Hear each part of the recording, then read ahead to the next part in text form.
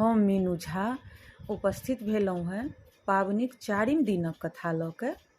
त्रुटिके लेल पहिलेसँ क्षमा प्रार्थी छी। कोशिश करै छी अपने लोकनिके नीक लागै। धन्यवाद।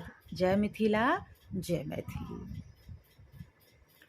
ईश्वर सृष्टि करबाक इच्छासँ पहिने विष्णु, तखन महादेव आ अन्तमे ब्रह्माक रूपमे अवतार लेलनि। ब्रह्माके सृष्टि करबाक भार भेटल। तपस्या बलसँ ओ अपन शरीरसँ देवता आ ऋषि मुनि मुँहसँ शतरूपा नामक स्त्री सहित स्वयंभू मनु, दहिना आँखिसँ अत्रि, कानसँ मरीचि आ दहिना पाँजरसँ दक्ष प्रजापतिके जन्म देलनि। आब ब्रह्मा संतानो सब सृष्टि करय लगला। मरीचिक बेटा कश्यप भेलाह आ अत्रिक पुत्र चंद्रमा। मनुके दूटा बेटा प्रियव्रत आ उत्तनपाद, 3 बेटी आकृति, देवहूति आ प्रसूति भेलनि। प्रसूति के विवाह दक्ष प्रजापतिसँ भेल। ताहिसँ 60 कन्याक जन्म भेल। ओहिमे 8 कन्याक विवाह धर्मसँ, 11 केर रुद्रसँ, 13 कश्यपसँ, 27टाक चंद्रमासँ आ 1 गोट सती नामक कन्याक विवाह महादेवसँ भेलनि। चंद्रमा अपन स्त्री सबके रोहिणीके सबसँ बेसी मानैत छलखिन, तेँ बाँकी 26 बहिनके हुनकर बहुत डाह होइत छलनि। ओ सब अपन पिता दक्षके एकर उल्लंघन देलखिन। दक्ष आसन जमाय चंद्रमाके बुझेबाक चेष्टा कयलनि, किन्तु ओ निष्फल भेल। दक्ष क्रोधसँ हुनका श्राप दऽ देलखिन, अहाँके क्षय रोग भऽ जायत आ संपूर्ण शरीर गलि जायत। चंद्रमाके शरीर दिन दिन गलऽ लागल। ओ देवता सबसँ गुहारि लगौलनि, किन्तु कियो हुनकर रक्षा नहि केलनि। अन्तमे ओ अपन साढ़ू महादेवक शरणमे गेलाह। ताबत चंद्रमाके देह बहुत गलि गेल छलनि, किछुए बचल छल। महादेव हुनका अपन कपार पर चढ़ा लेलखिन। हुनक देह गलनाइ बन्द भऽ गेल। तखन दक्षके एकर पता लगलनि तऽ ओ दौड़ल महादेव लग गेलाह आ हुनका चंद्रमाके अपन माथ परसँ उतारि देबऽ लेल कहलखिन। महादेव ई बात स्वीकार कऽ लेलनि आ ओ अपन शरणागत तिरस्कार नहि कऽ सकैत छथि। दक्ष प्रजापति तैयो हार्दियोसँ अपन जमाइके महादेवसँ असौजन कऽ देलखिन। दक्ष अपन तामसके देखबै लेल एक पैघ यज्ञक आयोजन केलनि।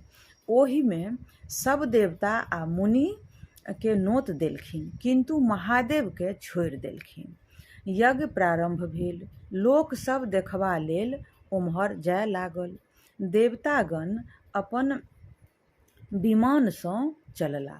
सबके अपन नैहर दिस जाइत देख सती महादेवके ओकर कारण पुछलखिन। सती जखन बुझलनि जे हुनके नैहरमे एतेक पैघ यज्ञ भऽ रहल अछि तऽ ओ महादेवसँ बिना नोतो ओतऽ जाय लेल जिद ठानि देलनि। अन्तमे महादेव हुनका अपन सेवक वीरभद्रक संग नैहर पठा देलखिन। सती जखन अपन पिताक यज्ञ स्थलमे पहुँचली तऽ कियो हुनका बैसऽ तक लेल नहि कहलकनि। सब हिनका दिस ताकि ताकि कऽ कनफुसकी करऽ लागल। अंत में जखन सती सब देखैत देखैत आ महादेवक निंदा सुनैत सुनैत असहाय भऽ गेलनि, तखन सती धधकैत यज्ञ कुंड में कूदि आत्मदाह कऽ लेलनि। स्वाभाविक छल जे हुनकर संग वीरभद्र ओतय भारी उत्पात मचबय लागल। दक्षक गर्दनि काटि देलक, यज्ञ मंडल के तहस नहस कऽ देलक, देवता आ मुनिगण के मारि भगौलक। महादेव के जखन पता लागल तऽ ओहो ओतय पहुँच गेला। हुनका क्रोध में देखि देवता सब कल जोड़ि क्षमा प्रार्थी भेला।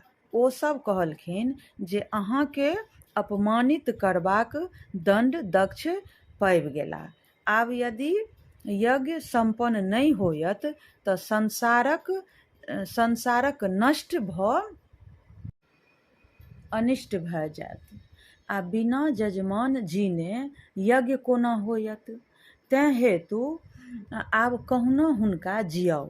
अंत में औढ़रदानी महादेव पसीज गेला आ यज्ञ में बान्हल बकरीक मूड़ी काटि दक्षक धड़ पर बैसा देलनि।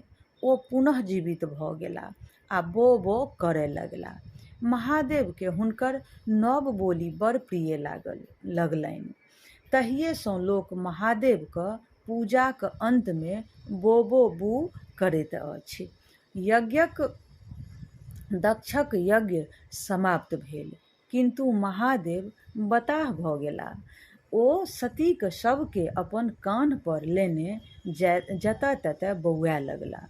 विष्णु भगवान के ई स्थिति जखन नहि सहल भेलनि तखन ओ अपन चक्रसँ सतीक शवके काटि काटि खसाबय लगला। सतीक अंग सब जतऽ जतऽ भूमि पर खसल से सब सिद्धिपीठ भेल गेल। विष्णु महादेव के परामर्श देलनि जे ओ कठिन तपस्या करथु। सती जखन पुनः जन्म लेती तखन ओ हुनका प्राप्त भऽ जेथिन। महादेव तखन कैलाश छोड़ि हिमालयक घनघोर जंगल में जा तपस्या में लीन भऽ गेल। ई छल चारिम दिनका पहिल भाग कथा। आब सुनू चारिम दिनक दोसर भागक कथा, पतिव्रताक कथा। एकटा राजा के दूटा कन्या छलखिन, पहिल कुमरव्रता आ दोसर पतिव्रता।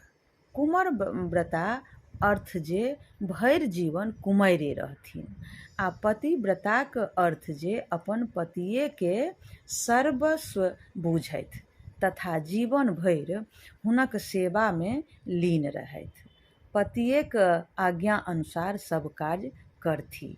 राजा पतिव्रताक विवाह एक राजकुमारसँ करा हुनका सासुर पठा देलनि आ एक दिन एक सिद्ध योगी ओहि वन देने जाइत छलाह। एक कौआ हुनका माथ पर चढ़ल चटक कऽ देलकनि। योगी क्रोधसँ कौआ के श्राप दऽ देलनि। कौआ जरि कऽ भस्म भऽ गेल। साधु भीख मंगैत मंगैत पतिव्रताक ओतय पहुँचला। पतिव्रताक कहलखिन, नंदन वन में आगि लागि गेल छैक। ओहि वन में हमर बहिनीक कुटी अछि, ओकरा बचा कऽ आउ, ताबत हम तुलसी के बेढ़ दैत छी, तखन भीख देब। साधु हुनका डेरौलखिन, हमरा जँ शीघ्र भिक्षा नहि देब तऽ श्राप दऽ देब। ताहि पर पतिव्रता कहलखिन, हम कौआ नहि छी जे अहाँक श्रापसँ भस्म भऽ जायब। ई सुनि साधु अवाक भऽ गेलाह जे ई स्त्री तऽ हमरोसँ बेसी सिद्ध अछि। बाबाजी तुरंत नंदन वन गेला। ओतय ओ देखलखिन जे समस्त वन में आगि लागल छै, खाली कुमरव्रताक कुटी पतिव्रताक प्रभुत्वसँ बाँचल छैक। बाबाजी तखन कुँवर व्रतासँ कहलखिन, अहाँ भरि जन्म कुमारिए रही कि तपस्या केलहुँ, कुमारिए रहि कऽ तपस्या केलहुँ, किन्तु अपन कुटीके नहि बचा सकलहुँ। अहाँके कुटी पतिव्रताक प्रभावसँ बाँचल, तेँ ई सिद्ध भेल जे कुँवर व्रतासँ पतिव्रता पैघ होइ छै। ई सुनि कुँवर व्रता निश्चय केलनि जे ओहो विवाह कऽ पतिव्रता बनि जेती। भोर भेला पर जाहि पुरुषक दर्शन हुनका सबसँ पहिने होइतनि तनिकेसँ ओ विवाह कऽ लेती। भोर भेला पर हुनक प्रथम नजर एक कुष्ठ रोगी पर पड़ल।